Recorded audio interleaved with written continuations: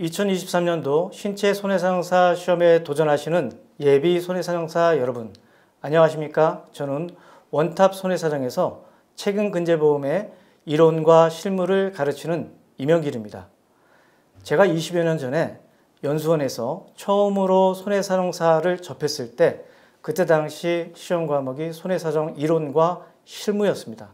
그때 당시 교수로 오셨던 분들의 열정적이고 또 해박한 지식을 보고 언젠가는 나도 저런 지식을 가지고 많은 사람들에게 좋은 영향력을 끼쳤으면 좋겠다는 생각을 해보았습니다.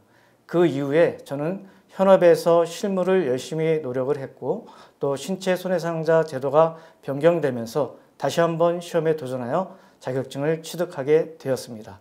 그런 찰나에 원탑 손해사정학원에서 이런 기회가 돼서 여러분들을 만나게 되었습니다. 앞으로 제가 직접 수험에 임하는 것처럼 처음부터 여러분의 구석구석까지 준비하면서 여러분을 합격에 이룰 수 있도록 최선의 노력을 다하겠습니다. 그러면 오늘 제가 준비한 신체 손해사정사와 관련된 자료를 함께 공유하도록 하겠습니다. 그럼 왜 신체 손해사정사가 반드시 되어야 하느냐? 보험회사는 손보와 생보에서 취업에 절대적으로 유리하다고 생각하시면 되겠습니다. 물론 반드시 자격증을 따야만 취업을 하는 것은 아니지만 여러분들이 현 위치에서 따고 시작하는 거나 아닌 것은 정말로 큰 차이가 여러분에게 주어질 것입니다. 제가 30년 전에 학교에서도 배웠을 때 보험산업이 크게 발전할 것이라고 했었는데 30년이 지난 지금은 더욱 발전을 많이 했습니다. 그때 당시에 없었던 이런 법인이라든가 자회사가 너무나도 여러분들의 수요가 많이 필요로 하고 있습니다. 그리고 마찬가지 내가 은퇴를 하거나 아니면 내가 개인적으로 사업자로서 독립손해상사를 하겠다 그러면 활동이 가능하다는 것을 여러분에게 알려드리고 싶습니다. 마찬가지 회사에서 지금 준비하시는 분이나 회사에 들어가시려고 하시는 분들은 이런 부분들의 혜택이 있다는 것을 여러분들을 반드시 명심했으면 좋겠습니다.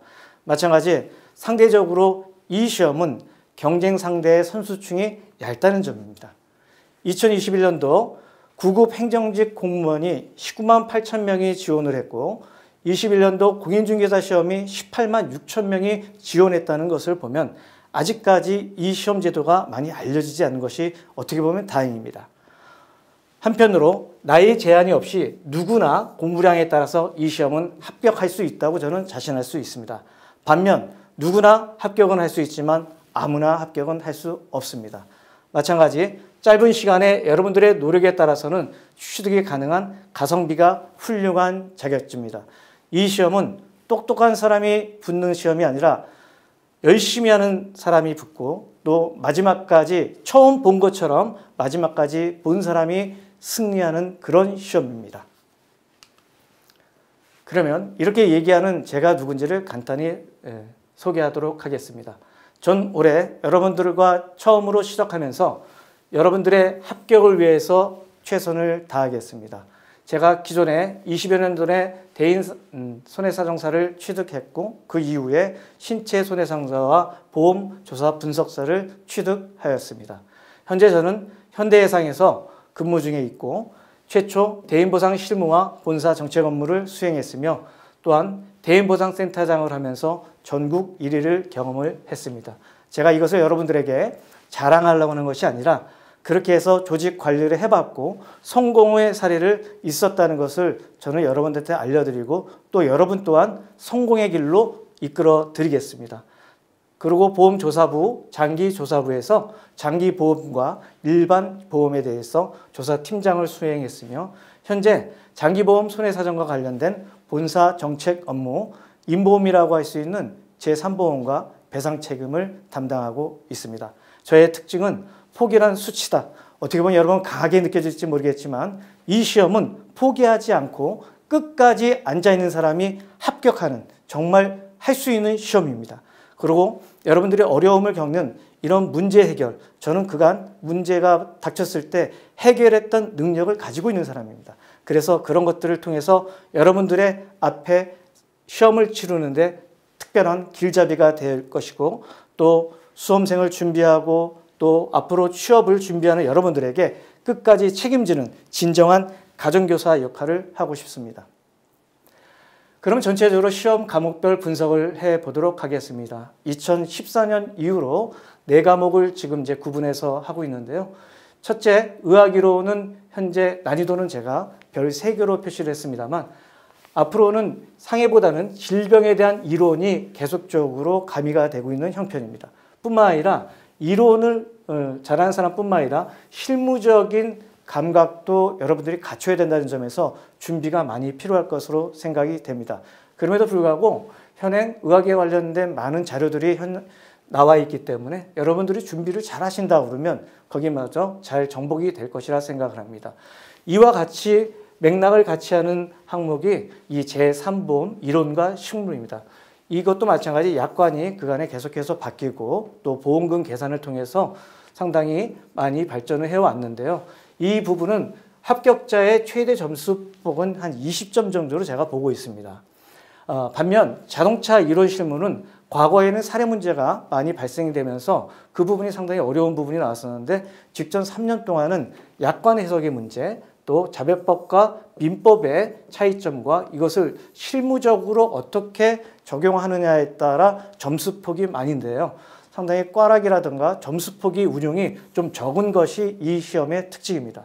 이와 마찬가지 제가 가리키는 책임근제 보험의 이론과 실무는 손해사정사의 합격에 키로서 등장을 하게 되었습니다. 왜냐하면 책임법리 이론이 상당히 무겁게 느껴질지 모르겠지만 이것만 여러분들이 잘 마스터가 되고 약관과 사례 문제에 있어서의 집중만 한다고 그러면 여러분들이 기본적으로 어렵지 않게 달성을 할 것이라고 저는 생각하고 이런 꽈락 위험성을 전략 과목화할 수 있는 호기로 만들어 드리도록 하겠습니다.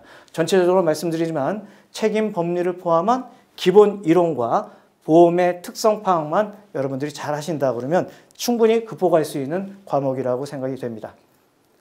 그러면 책임근제가 그간 9회에 걸쳐서 시험을 치렀는데요. 어떤 정도의 어떤 문제가 또 어떻게 나왔는지 한번 좀 확인을 하도록 하겠습니다. 전체적으로 보게 되면 9회에 걸쳐서 책임보험과 근제보험은 7대3의 비율로서 출제가 되고 있습니다. 그럼에도 불구하고 첫째 시험에는 7문제가 나왔던 문항수가 직전 4년에는 평균적으로 13개에서 11개, 평균 12개 이상의 질문이 나오는 아주 문제가 디테일하게 조각화되는 심화되고 있는 그런 형편을 보이고 있습니다. 그러면서 여러분들은 이런 기초적인 이론과 손해액 산정에서 계산 방법을 숙달한다 그러면 여러분들은 정말로 이 과목에서도 뛰어난 성적을 올릴 수 있다고 생각을 합니다. 반면 기출 문제와 제가 예상 문제를 여러분들과 충분히 풀고 반복적인 학습을 통해서 정말 시간적인 해결을 할 수 있는 능력을 보유케 하는 것이 저의 목표입니다. 그러면 과거 2021년도와 22년도 그야말로 불시험이라고 했던 이 책임근제의 기출문제를 잠시 분석하도록 하겠습니다. 파란색으로 보이는 배상책임 문제가 나왔고요. 거기에 나와 있어 질문은 대부분이 지급보험금 산정과 관련된 내용입니다.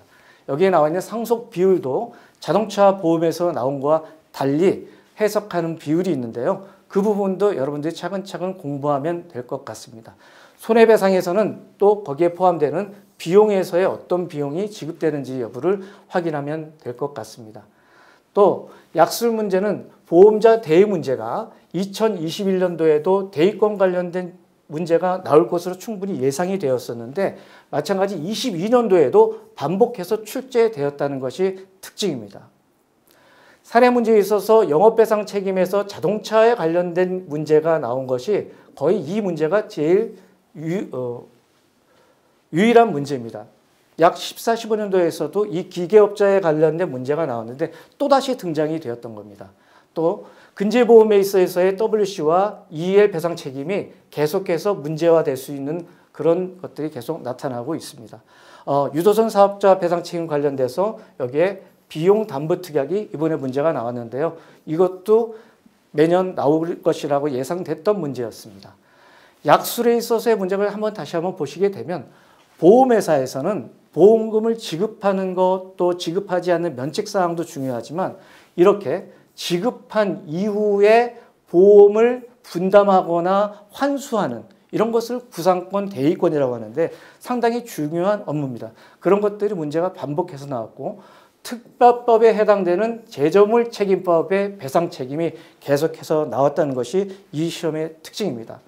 여러분 보게 되면 중대재해처벌, 우리 올 초에 아이파크가 광주에서 무너진 사건이 있었지 않았습니까? 이런 사건화가 질문으로 나왔다는 것에 대해서 여러분들이 항상 관심 있게 봐야 될 이유가 있습니다. 그래서 결국은 여러분들이 이런 기출된 문제와 변형된 문제를 반복적으로 연습을 한다 그러면 기본 이론을 통해서 약관별 특징에 대한 학습을 통해서 여러분들은 충분히 뛰어넘을 것으로 저는 판단하고 있습니다. 그러면 여러분 책임근제는 어떻게 여러분이 정복 과정을 거쳐서 해볼까요? 저는 크게 5가지로 구분을 해봤습니다. 기본적으로 법률상 배상책임, 손해액 산정, 그 다음 배상책임의 핵심 이론이라 할 수 있는 서술 용어를 포함한 각종 배상책임의 분류와 담보 기준, 특히 손해배상금뿐만 아니라 비용에 있어서의 문제, 계속 반복적인 출제가 되는 그런 부분이 있습니다. 또한 배상책임은 보통 약관과 특별 약관과 추가 특약으로 이루어져 있습니다. 전체적으로 모든 영업 배상 책임은 국문 영업 배상 책임에 속해 있지만 이것을 분류하자 그러면 개인 배상과 또 생산물 전문인 배상 책임, 또 CGL이라고 할 수 있는 영문 영업 배상 책임으로 나누고 있습니다. 이런 부분들을 여러분들이 약관을 통해서 이해를 하고 이런 문제들 다 손해액 산정에 반영한다 그러면 절대 어려움이 없이 여러분들이 풀어날 것으로 판단이 됩니다. 근로자 재해보상 책임과 관련돼서도 여러분들이 근로자기준법과 근로기준법과 산재배상법 또 그런 기본적인 이론과 함께 국내, 해외, 선언, 직업훈련생 배상 책임을 차례차례 저와 함께 학습해 나간다 그러면 이 내용도 충분히 여러분들이 정복할 수 있다고 판단이 되고 있습니다. 그러면 학습 단계별로 어떻게 할까요? 여러분 아마 처음으로 이런 법률 용어를 접하는 부분이라든가 아니면 이걸 아무리 들어도 내가 기억을 못하는 분들이 너무나도 많을 것입니다. 처음 여러분들 누구나 마찬가지 이 이해 단계를 거쳐야 되는 겁니다. 그것은 기본 강의를 통해서 여러분들이 학습을 하고 이것을 반복적으로 청취한 후에 복습을 해 주신다 그러면 여러분들 충분히 가능합니다. 복습 시간은 기본적으로 강의를 듣는 시간에 50% 이상은 여러분들은 시간을 할애해서 준비를 해야 될 것입니다. 이런 이해 단계가 개념을 알게 된다 그러면 적응 단계로 접해질 것입니다. 기본적으로 이런 복습 단계가 2, 3회에 정독이 되어진다 그러면 배상 책임이 어떤 특징이 있고 거기에 약관별로 어떤 차이가 있고 보상 책임과 보상을 면하는 손해들이 어떤 것이 있느냐를 구분할 줄가 알면 여러분들은 거의 문제풀이 수준까지 다다랐다고 저는 생각을 하고 있습니다. 이런 적응 단계를 마치게 되면 3단계인 적용 단계를 맞이하게 될 텐데요. 모든 시험의 문제풀이는 기출에서 해결이 되고 있습니다. 기출 문제가 거의 70%에 해당이 된다고 생각하고요. 마찬가지 우리의 시험도 사례 문제가 70%에 해당한다는 걸 보면 기출 문제와 이것을 유형별로 예상 문제를 사전적으로 여러분들이 풀어나가게 되면 상당히 쉽게 접근하지 않을까 저는 판단하고 있습니다. 여러분 우리 학원의 특징인 답안 작성 요령을 습득하는 과정을 통해서 여러분들이 계속해서 발전해갈 수 있는 기회를 제가 제공하도록 하겠습니다. 마지막으로 시험이 4주에서 6주 이전에 모의고사를 통해서 여러분이 어떤 예상 문제를 접할 건지를 또 마무리 전략을 어떻게 할 것인지 또 이 약술 정리는 저는 사실 이 약술 정리를 기본서 강의에서부터 여러분들의 개념을 잡고 진행할 수 있도록 충분히 도움을 드리겠습니다. 결론적으로 여러분들은 이 마무리 단계가 끝나게 되면 군더더기 없는 답안지 작성이 저는 가능하리라고 생각이 듭니다. 그러면 여러분 결국은 책임 근제를 통해서 여러분 합격에 이르러야 하는데요. 어떻게 하면 합격에 이를 수 있을까요? 제가 이렇게 준비를 해보았습니다.